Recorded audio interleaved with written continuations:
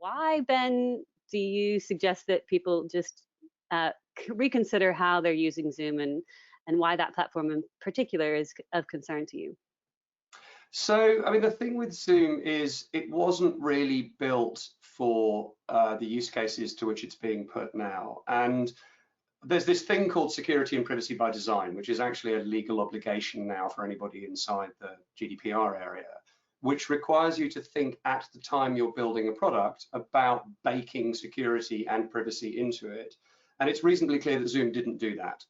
And that's what gave them their technology advantage. You know, the less security you put into something, the faster it works, because inevitably security is kind of wasted processor cycles trying to protect you against threat. And if you choose to disregard the threat, you can run quicker.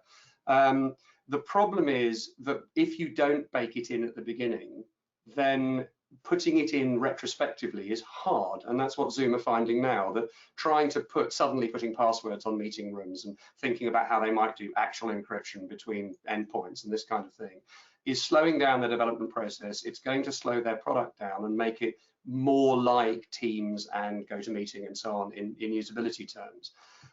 Right now they are in that awful middle ground where they still have the fundamentally insecure product, but they've started to layer very afterthoughty security elements on top of it that are going to affect its ease of use without necessarily securing it.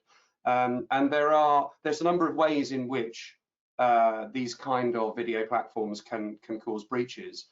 There is obviously Zoom bombing, this thing of people being able to join meetings, which is largely, I think, mitigated by having this password.